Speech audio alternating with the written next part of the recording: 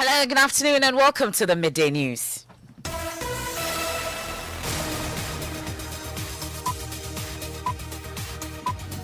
We're live on Joy 99.7 FM here in Accra, Love 99.5 FM in Kumasi, and affiliates across Ghana, including Swiss FM in Ho, Dreams FM Bogatanga, and Sky FM in Sunya. You can also download the My Joy Online app from Play Store and App Store to listen live wherever you are in the world in this edition. We have received concerns regarding other vaccines, with intermediates selling it at a much higher price than what is being actually sold by the manufacturers. More controversy surrounding government's procurement of Sputnik V vaccines as Joy News cites fresh documents showing Health Ministry has contracted another company to buy 5 million doses of the drug at $26 per dose. We have details of that. Bank of Ghana refuses to appear before Parliament to assist with investigations into the revocation of banking licenses of Unibank and UT Bank. We have exclusive details of their response to the House. And fear grips residents of Ofenso in the Ashanti region after fourth child went missing in there in 1 month alone, raising suspicions of ritual killings. We'll bring you an update plus hear from the mother of 4-year-old Dauda, who is the latest child to go missing. Now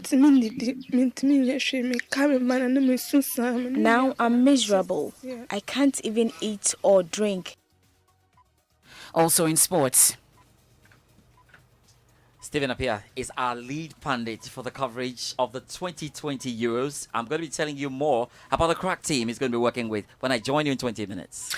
And later we'll hear from some female celebrities on the difficulties of finding a life partner. We don't take time to study, to know each other. We just fall into it. I love you. I've dated someone before, and then someone in the music industry told me, it doesn't fit you, you're Miss V. We have that and more here on the Midday News with me, Emefa Apau.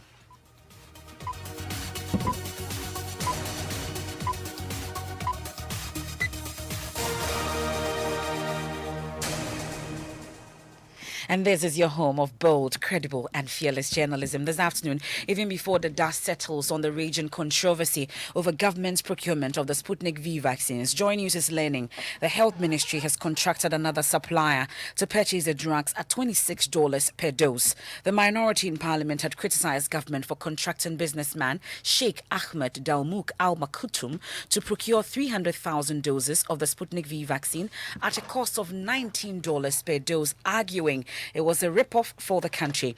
Their concerns come at the back of the WHO's warning to Ghana against engaging suspicious middlemen in its desperate bid to secure vaccines. We have received similar concerns regarding other vaccines with intermediates selling it at a much higher price than what is being actually sold by the manufacturers. There's a lot of substandard and falsified COVID products being commercialized out there. Contact the manufacturer to make sure that the intermediate is legal.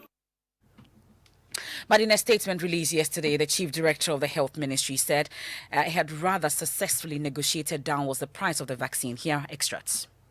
The MOH has since early this year made several efforts to procure the Sputnik V vaccine directly by engaging the Russian authorities, such as the Russian Prime Minister, the Minister for Foreign Affairs, the CEO of Russia Direct Investment Fund, and the CEO of limited liability company Human Vaccine. Meetings were also held with the Deputy Ambassador of Russia in Ghana. The MOH also engaged individual Ghanaians and companies for the supply of various types of COVID-19 vaccines.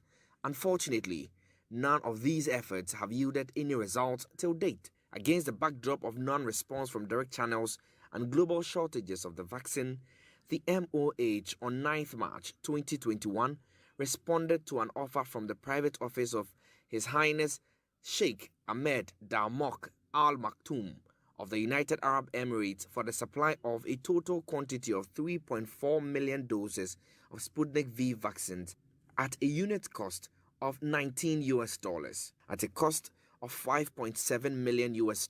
This is yet to be delivered. This undertaking includes an option to opt out of any obligations if supply conditions are not met. It should be noted that the $10 price per dose, which is being proposed at the correct price, is the ex-factory price, which is only obtained from the government-to-government arrangements. The government of Ghana was unable to obtain direct supplies from the Russian government, as stated earlier, hence the result to the market. The initial price quoted was $25, but this was negotiated downwards to $19. This is the result of the cost build-up to the ex-factory price of $10 per dose, taking into account land transportation, shipment, insurance, handling, and special storage charges as explained by the seller. These are the factors which led us to agree the final price of $19 per dose. So those were extracts of a statement released by the Health Ministry on the controversy surrounding the price of Sputnik V vaccines being procured. Well, Joy News has cited some documents from the Health Ministry in which it shows that the Health Ministry has contracted another company to buy 5 million doses of the drug at $26 per dose. Head of our health desk, Fred Smith, has been digging into this development. He joins us on the line with details. Fred, what do these documents say? Well, MFR, thanks. On the 16th of March 2021, there was a letter written by the Minister of Finance to the Minister of Health to the representative of the President at the Finance Ministry. At the time, there was no substantive finance minister, so how come it was addressed to the representative of the President there?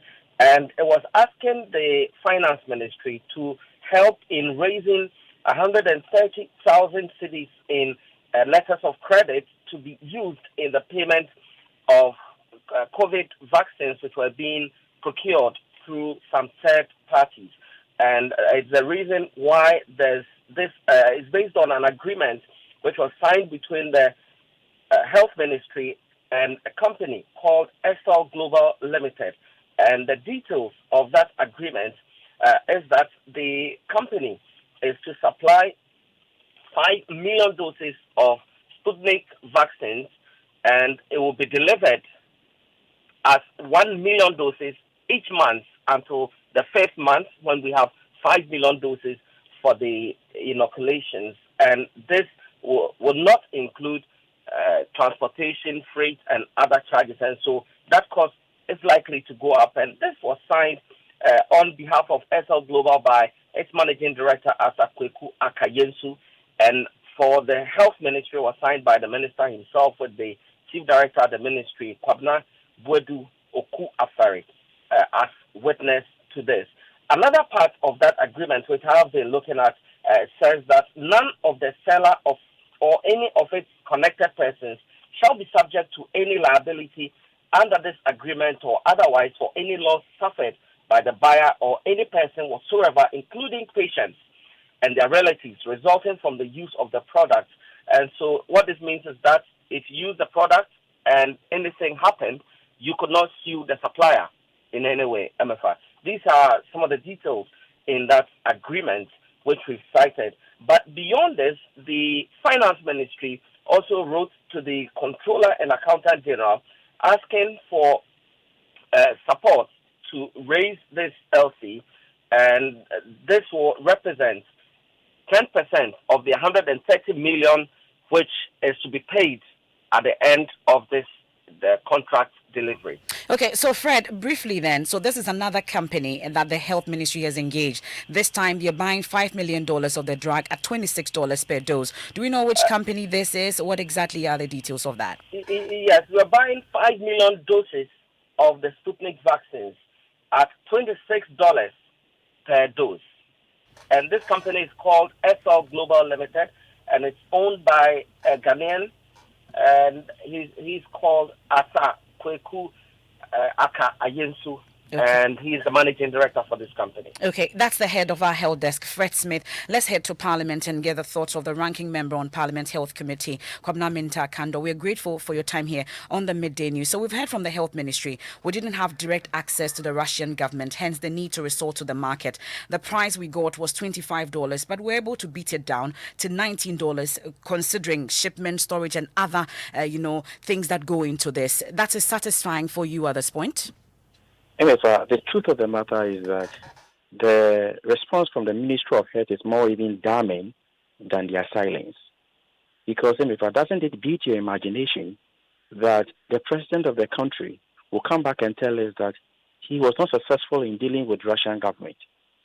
Somebody who was the former, or who is the former foreign minister and now the president of Ghana, couldn't establish contact with the Russian government in order to secure us these vaccines, and that we had to resort to the black market. For your information, the WHO has warned all countries against intermediaries when it comes to the provision or supply of vaccines. And when they read the agreement, you heard the disclaimer, that clause that they read, that the company or the supplier was not taking any responsibility of the risks involved.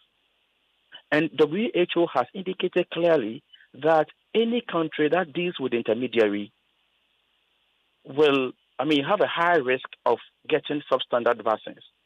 But now, let's go to the real issue that has brought us how far we are now. Now, if you read the response from the ministry, it's a clear admission that yes, there's agreement that we are buying the vaccine at $19 per dose. But of course, considering all the other factors, including shipping, transportation, storage, amongst others, they say that's what brought the price to $19 when we're getting it at $25. Okay. I will send you a particular press release in Russia. Mm-hmm. If any supplier or if any manufacturer comes out to mention the price of their product, what it means is that they have the intention of controlling the price of the product so that nobody will be hoarding the product. In fact, in their press release, what they stated was that nobody in the international market should buy the Sputnik 5 vaccines more than $10. Remember, if you are buying at $19, it means that there's an increase of 90%. 90%. So even if, granted your argument that we are going to add some, do we have to arrive at 90% increment? And there are very interesting issues. In fact, they have a lot of questions to answer. In their press statement, they have agreed that they were dealing with a particular sheikh. And all the names that were mentioned in their press statement were foreigners.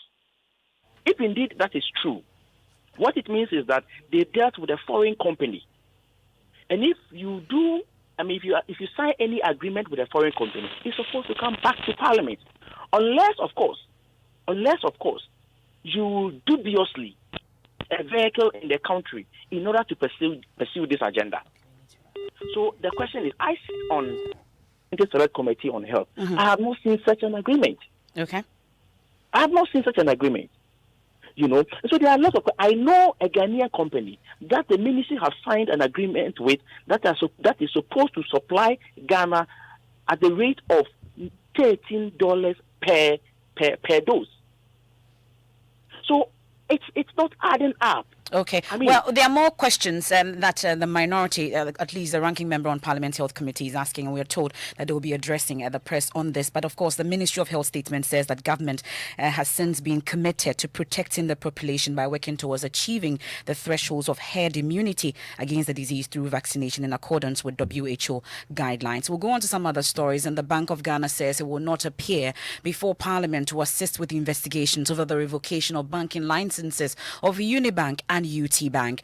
Owners of the two banks, Prince Kofi Amoabing and Dr. Kwabena Dufo, petitioned the House to probe the conduct of the Central Bank and the Ghana Stock Exchange over the withdrawal of their banking licenses. The petitioners, amongst others, also asked Parliament to order BOG to restore their license. Now, Parliament, after setting up a 7-member committee to probe the issues, asked Bank of Ghana to file a response to the petition by the two complainants. The bank has responded, and Joy News has exclusive details of their response. Joy News editor Arba Kumsin joins me in studio with more. So what specific reasons were given by the bank over its refusal to appear before the committee? All right, so MFR, the bank in its response sent the letter through its lawyers, Benchi, Enchel and Lecha and Ankoma. I'll go straight to the response, and it says, our client respectfully declines to respond to the petition or participate in the investigations being conducted by Parliament based on the petitions. This is because, 1, the petition seeks to procure Parliament to review decisions that the Bank of Ghana has taken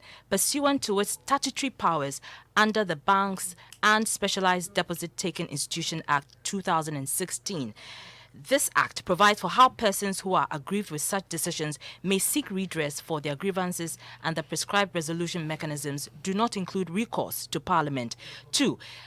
Well, it says it's also because the petition invites Parliament to issue instructions to the Bank of Ghana in the performance of its constitutional and statutory duties of promoting economic development and the efficient operation of a banking and credit system in Ghana, contrary to Section 3.2 and Section 4.1a of the Bank of Ghana Act 2002.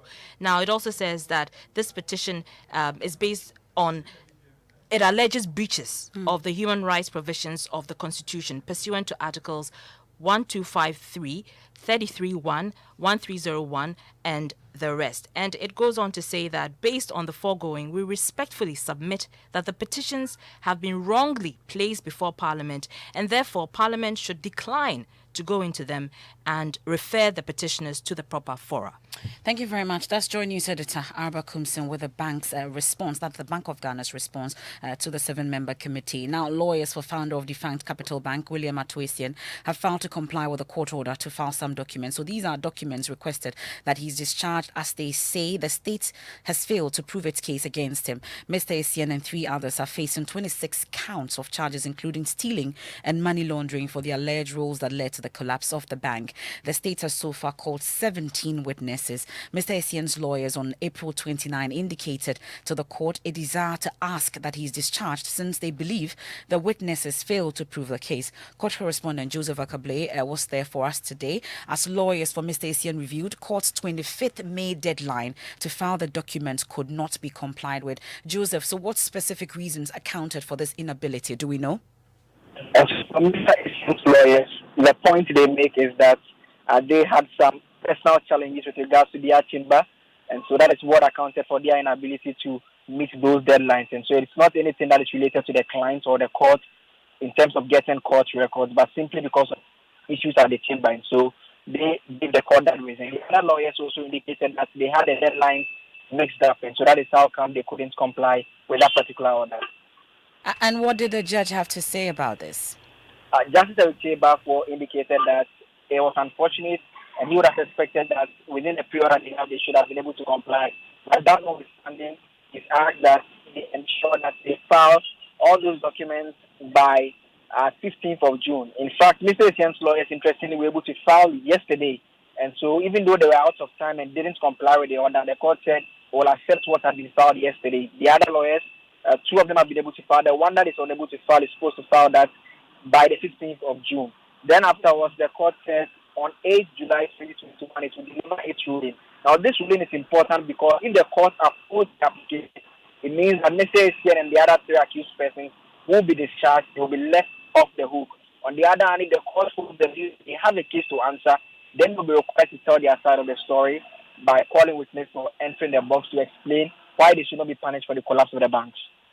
That's the court correspondent Joseph Akable there. Now, the opposition NDC members on the Appointments Committee are undecided on whether to participate in the vetting of Local Government and Rural Development Deputy Minister Designate Martin Ejie-Mensah-Kosa. Joy News is learning the leadership of the party is putting pressure on the MPs to boycott the vetting, build for tomorrow, in protest against the unresolved Techiman South election violence that claimed some 5 lives. My colleague Elton Brobe has been nosing around on the issue. He joins me in studio with the very latest. What more do we have on this subject? So, they have 2 demands. One is the fact that, according to them, the Ministry of Interior and Defense, despite the assurances to Parliament that they are probing the matter, nothing has come out of it. They are of the view that government is simply not interested in bringing the perpetrators to book, and for that reason, the MPs on Appointments Committee should demonstrate their anger by staying out of the vetting of Martin Ejie-Mensah-Kosa, who is the Deputy Minister for Local Government Designate and also the Member of Parliament for Techiman South. Secondly, they are in court challenging the results as declared by the Electoral Commission, saying that it doesn't represent the will of the people. My information is that some members of the Appointment Committee are of the view that they should go ahead and vet him. The party is insisting that they should boycott in protest against government failure to act on this particular matter. That's my colleague Elton Brobe. But let's bring in our Bono East regional correspondent Anas Sabit, because we are told the police will present a report covering investigations into the violence to the regional minister. Anas Sabit, has the police presented this particular report? Not yet, MFA. We gathered information that the report will be presented to the regional minister or the regional coordinating council today. But within the day, we are told that it's been postponed, and we are unable to tell exactly why and then when the report will be presented. So as it stands, we are told we'll be updated as and when the report is going to be presented to the RCC. Well, thank you very much. That's Bono East Regional Correspondent Anas Sabit there. And for the first time in its history, the opposition National Democratic Congress is marking its founding anniversary without founder Jerry John Rawlings. At 29, the NDC has shared the spoils with the ruling New Patriotic Party, both winning 4 of the last 8 elections in the country. Currently underway at its party headquarters, General Secretary of the party, Johnson Asiedu Nketia, is touting the role of the party in the making of the 1992 Constitution and how the party will forge ahead without founder Jerry John Rawlings. My colleague Kweku Asante is there for us. He joins us on the line. What more has come up, Kweku? Right. So according to General Secretary of the NDC, General Mosquito Asiedu Nketia, the NDC is the party that has championed the democracy and the development of the country the most.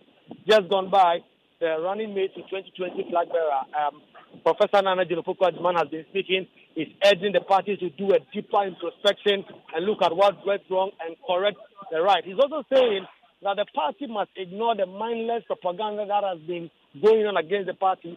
A few weeks ago, some members calling themselves cadres of the party have been up in arms and criticizing the leadership of the party for what went wrong in the 2020 elections. Today, Professor Nana Jinopoko-Adjumani is saying the party should ignore those and focus on the constructive criticism. So just now, the chairman of the party, Oposo Ambafo, is speaking, is expected to outline how the party is intending to move forward from here, as well as plans to elect new executives and how the party intends to recapture power in 2024. That's my colleague Kweku Asante from the NDC's 29th anniversary commemoration. This is the Midday News here on Joy 99.7 FM. Our top stories: more controversy surrounding government's procurement of Sputnik V vaccines. As Joy News cites fresh documents showing Health Ministry has contracted another company to buy 5 million doses of the drug at $26 per dose. Still to come, we have sports, and then we'll hear from some female celebrities on the difficulties of finding a life partner. We don't take time to study, to know each other. We just fall into it. I love you. I've dated someone before, and then someone in the music industry told me, it doesn't fit you. You're Miss V. This bulletin is live in the Volta region on Jubilee Radio Keta, Volta Premier and Kekali Radio in Ho, Lolonyo FM in Hohoi, Pando FM in Pando, Fafa Radio in Joje, Radio Hogba in Angloga, Klenam Radio Bato, Victory FM Aplao. In the Eastern region, we're on K Poly Radio in Kofrodia. In the Northern region, we're on Bishara Radio, Radio 123 and Radio Justice in Tamale. And in Savannah region, we're on Inkelege FM in Bole. In the Upper East region, we're live on A1 Radio and Dreams FM in Bogatanga and Radio Fumbese in Fumbese. In Upper West, we're live on Radio Sunmale in Wa, Radio Freed in Nandom, Radio Wa in Wa, and Bolu FM in Bolu. In the Bono East region, we're on Gaskia FM in Techiman. In Bono region, we're on Sky FM and Parrot FM in Sunyai. Central region, we're live on ATL FM in Cape Coast. And in the Western region, we're on Radio Max in Takrady. Thanks for staying with us. Let's do sports now. George Addo Jr. Joins us with more on that. Hello, George. Hello, MFR. Are you ready for Euros 2020? I am more than ready. Yes. So you know tonight, how I've been ready. That's right. So tonight we've got a special show for you, Euros Eve. That's from 5 p.m. to 6 p.m. on the Joy News channel, Joy Prime channel. Also on radio as well, yes. And you get to find out what we're doing with our coverage. But we have to quickly hear from two important guys who are going to be joining us. First, the former Ghana captain, Stephen Appiah, who is the lead pundit for this coverage. Very excited to be part of Joy Prime to cover the Euros. I'm very ready. Yeah.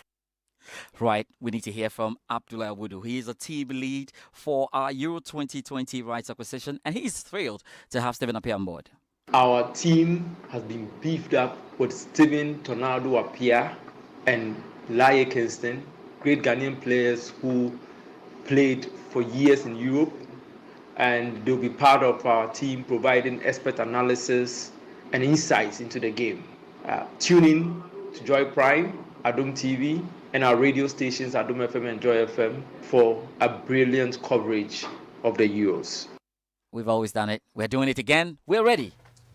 And with the best team, George Adu Jr., Gary Al Smith, Hansman Sando, Nathaniel Ato. You can't miss the Euros. It's coming home right here on the multimedia.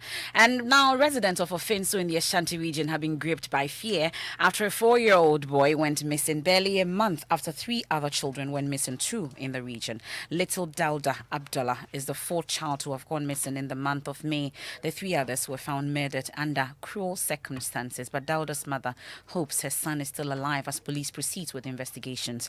Love FM Sirastos Osaridonko reports. 4 children have gone missing in the past 3 months in Obuasi, Asnomaso, and Ofinso. 3 of them have been found cruelly murdered days after they went missing. The 4th child, 4-year-old Dauda Abdullah, is still missing. Mom, Aliyah Abdullah, is restless, with Dauda's clothes a constant reminder of him.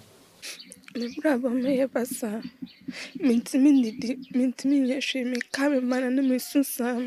I'm miserable. I can't even eat or drink. Anytime I remember the child, I cry. Even when I wake up from sleep, I begin to cry. The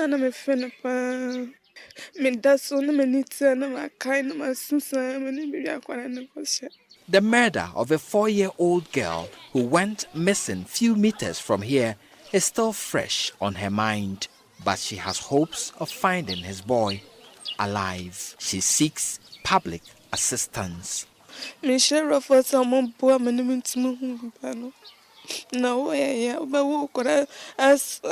urge anyone who can help us find my child to come forth. This is very heartbreaking for me. A child who could be of help to me would just vanish in this manner. Neighbors have fond memories of little Dauda. They tell me they live in fear for their kids. Nancy Rastos Osaridonko's report. Now, electronic waste have been found to be detrimental to the environment. As Ghana continues to battle with this menace, a Ghanaian engineer has found use for them. Samuel Asare has been building solar generators using e-waste. On Tech Thursday, Love FM's Kwesi Deborah speaks with the founder of tech startup Nanotech. Recurring energy crisis has led to many proposing an energy mix for the country. Solar energy comes in handy as an affordable and environmentally safe alternative. Samuel Asare decided to use e-waste. When your device gets damaged and you don't want to use it again, you just throw it away, and there's no value for it. So a lot of people, usually there are precious metals in most of the electronic waste. So people go and then gather the waste, they burn it for the metals that they need. But then the burning of the waste alone is something that is very harmful. The entire package comes with a solar panel and then the solar generator itself. So the panel is then mounted on the roof where it then charges the batteries in the system. So when the system is fully charged, it can run for over 14 hours during the day, running some of the basic things that a conventional house will need or maybe a small startup will need for their daily operations. And for running for 14 hours a day, I don't think that is too small for a business who runs for like 8 hours or 7 hours. That's for Tech Thursday. And finding a life partner is sometimes difficult for women, but apparently it's even tougher for some female celebrities like Miss V. She and musician Akosua Japong and radio and TV personality Akuma Mama Zimbe have been speaking on Strong and Sassy about this issue. I've dated someone before, and then someone in the music industry told me, it doesn't fit you. You're Miss V. You know, this is the kind of person you're supposed to be with. But it will not give you the longevity you want to have in a relationship. So if any young girl is listening to me right now, if you want to find a life partner, find a friend, someone you can really be with. And the comparison. Hey, have you seen Mama Zimbi's, the guy that is going out with? Yeah. Why are you bringing this guy? Bring somebody who can take care of the home. Oh. The minute you start pumping that in the young girl's head, it's like you are actually worrying the child. It's not just the young ones who are struggling. Or the older ones. They are older ones, elderly ones who are still struggling. The truth of the matter is,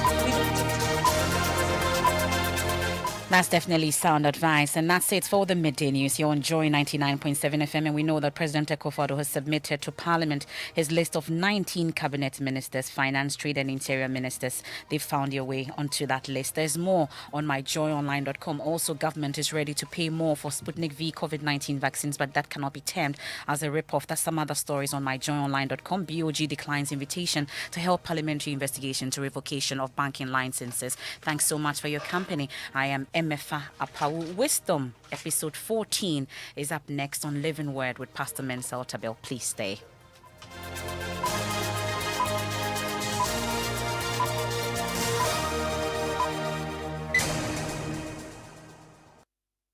Joy 99.7 FM.